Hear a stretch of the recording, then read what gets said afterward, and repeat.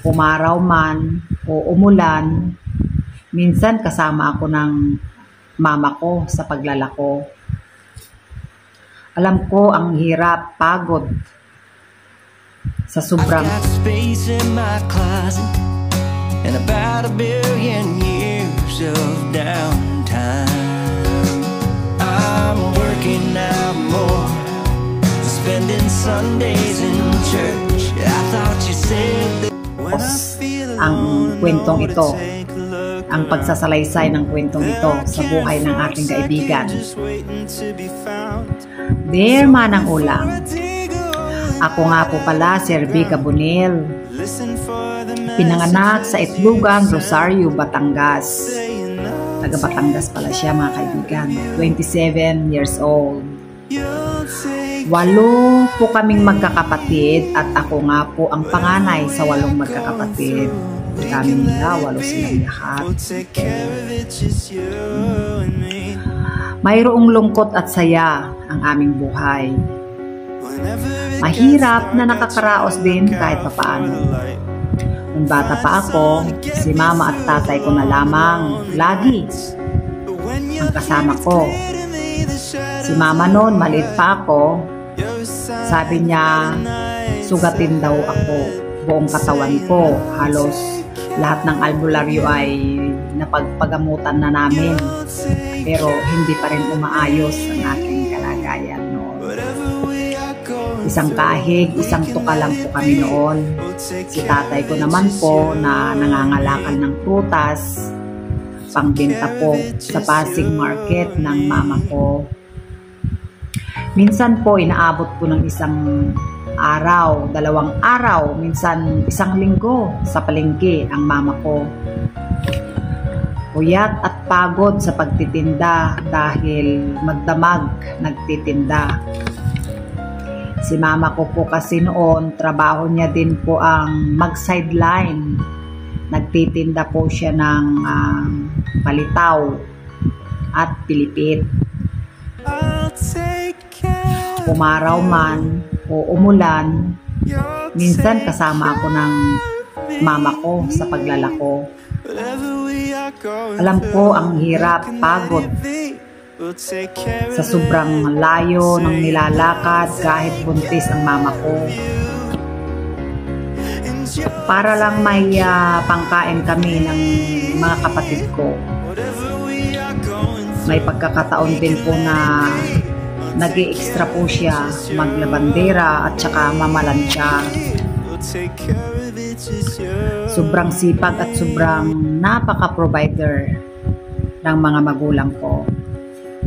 May mga pagkakataon nga lang po na minsan dumarating sila sa punto na nag-aaway na mag-asawa. Nakakalungkot pag gano'n nang nakikita namin manang ulang. Pero kahit gano'n, hanggang sa ngayon, sa awa naman ng Panginoong Diyos ay okay naman ang kanilang pagsasama.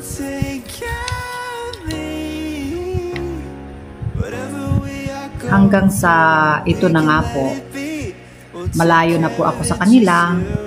Maaga po kasi ako nakapag-asawa sa edad kong 15 years old ako noon.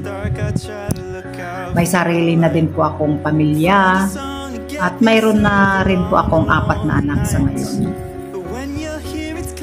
Sa party naman po ng buhay ko ngayon na hindi ko makalimutan ay yung sa part na nagsunod-sunod lahat ng pagsubok. Palagi kaming gipit, yun laging ang daming pagsubok. Last 2020, December noon, na ospital po yung panganay ko. Kasi po, pabalik-balik yung lagnat, ubo, at may infection pa siya sa dugo. Bumaba din po ang platelet niya. Sobrang nag-aalala po kami. Hindi po namin alam kung saan kami kukuha ng gagastusin, pambili ng gamot, pang-check up, hanggang sa na-confine na nga po si panganay. Buntis pa po ako noon sa pangatlo at namrong problema po kami. sa aking panganganak. Hanggang sa lumabas na nga po si panganay sa ospital. Pero may lagnat pa rin. Dinala po namin siya sa Manghihilot at Albularyo. At naging maayos naman po si panganay after that. Buti na lang po, meron pong mga kamag-anak at pamilya ko na tumutulong sa amin. Andyan sila para tulungan kami. Hindi pa nga po natatapos ang January 2021 nang umanak naman po ako sa aking pangatlo. At sa panibagong pagsubok, na-overdose naman po ako at nag-check up. Natakot ako manang-ulang dahil sabi ng doktor, mahina na daw po ang heartbeat ng baby ko. Wala pa po akong nararamdaman na sign of labor, kaya nagdesisyon na po kami na magpa-induce. Kasi nga po, sabi nga po ng doktor na delikado na si baby kasi overdose at mahina ang heartbeat. Pero sa awa ng Diyos, manang-ulang, nakaanak po ako ng normal at maayos. Ang bata, maayos po ang bata. Panibagong problema na naman po ulit. Kasi po, 15K ang aming bill. Hindi namin alam kung saan kukunin, pero God is always provide. Sa tuwing may pagsubok at problema, hindi niya po kami pinababayaan. Pero kinabukasan noon week din na yon, sabay putok naman na naman ang bulkan, manang-ulang. Yung Bulkan Taal na malapit sa amin, pumutok na naman. Yan na naman ang aming problema. After 3 months naman na na-hospital naman yung bagong anak ko dahil namaga ang tenga at nagnana sa loob. Panibagong pagsubok dahil hindi na naman namin alam kung saan kukuha pinansyal. Sabi ko nga po, God is always provide na may mga pagsubok. Sa oras ng mga pagsubok na yan ay nagpapasalamat ako dahil andyan ang mga magulang, binan at buong pamilya, kamag-anak ng asawa ko para tumulong sa amin. At pagkalabas naman namin ng hospital, hayan na naman ang mga pagsubok. Nagka-pandemic na naman, manang-ulang. Kaya almost 3 months ko din po yatang hindi nakasama yung pangalawa naming anak na lalaki. Ang nakasama lang po namin ay ang panganay at yung pangatlo. Sa Rosario, Batangas kami nakapag-stay ng 3 months. Naiwan dito sa Quezon Province ang pangalawa ko, nakasama ang kanyang lolo at lola. Noon nakauwi naman po kami dito sa Quezon Province, manang-ulang, panibagong naging pagsubok na naman.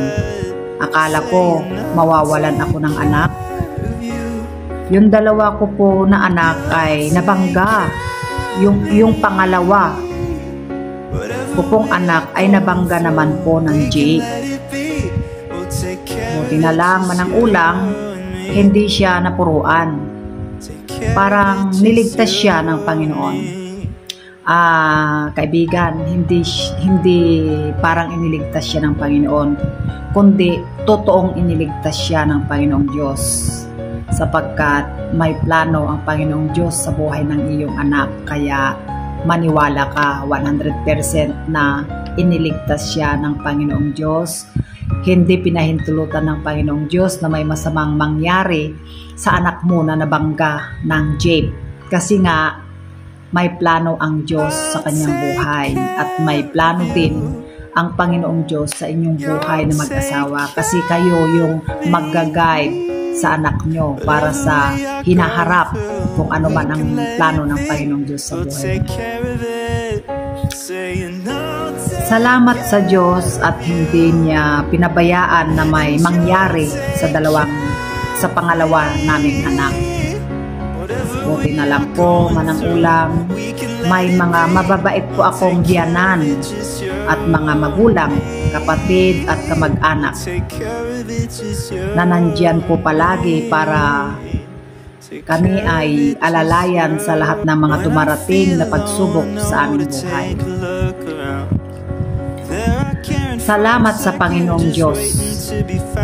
Hanggang sa ito na nga po at mayroon na kaming sariling bahay, buo at masaya.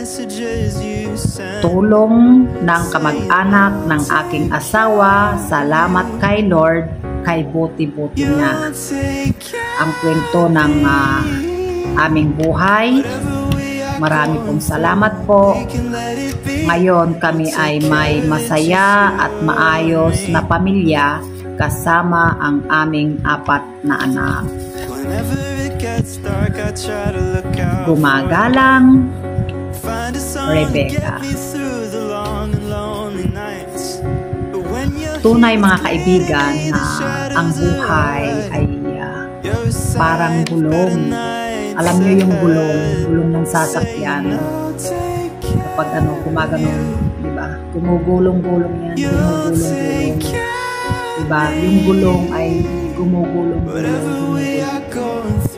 Minsan nasa baba, pababa, pataas, pababa ulit, pataas ulit. Ganyan lamang ang buhay natin mga tao. Minsan nasa itaas tayo, minsan na isababa. Kung ikaw ngayon ay nasa ibaba, asahan mo, isang araw ay mapupunta ka rin sa taas. Kung nasa taas ka man ngayon, asahan mo, babagsak ka rin. Kaya, samantalahin natin na sa oras na tayo ay nasa itaas, kailangan natin na mapakinabangan o magbahagi tayo ng mga kapakipakinabang sa ating kapwa. Para sa oras na nandoon tayo sa baba, ay yung mga naiangat natin ay pwede rin naman nila tayong alalayan. Ganyan lang ang buhay. Hindi tayo nabubuhay na tayo lamang. Tayo ay nabubuhay na nag-aangatan. Hindi natin kayang tumayo na mag-isa sa oras na tayo ay nadapa ng husto. Kailangan natin yung gabay ng bawat isa. So, maggabayan tayo. Gabayan mo kung sino kung nasa taas ka ngayon, gabayan mo yung mga nangangailangan ng gabay. At sa oras na nasa ibaba ka naman ay gagabayan ka rin nila. Huwag tayong mawalan ng pag-asa at ibigay natin ang lahat ng mga alalahanin natin sa buhay. Ibigay natin yun sa Panginoong Diyos. Magtiwala tayo sa Kanya ng lubos at sigurado hindi tayo mabibigo sapagkat Siya ang nagdedesisyon sa lahat ng bagay. Hawak niya ang ating buhay, hawak niya ang ating kapalaran. So ipagkatiwala natin sa Kanya, huwag tayong magsawa na humingi sa Kanya ng mga pagpapala ng tulong. Pero sa mga tulong at pagpapala na ating tinatanggap mula sa ating Panginoon Diyos, kailangan din natin tumitahan sapagkat tayo ay hindi nabubuhay sa ating sarili lamang. Tayo ay nabubuhay para mahalin din ang iba at tayo ay magtulungan sa oras ng kagipitan. Maraming pong salamat. Ito po ang inyong lingkod, Marzol 5. Nagpapasalamat. Pagpalain tayo lahat ng nagkakat. Mga kaibigan, kung sino man sa inyo ang nagnanais na maisalaysay ang kanyang buhay dito sa ating programa, malaya po kayo na i-send ang inyong mensahe o ang inyong kwento dito sa ating inbox upang ating mabigyan salaysay sa ating programang Dear Manang Ulang. Marami pong salamat!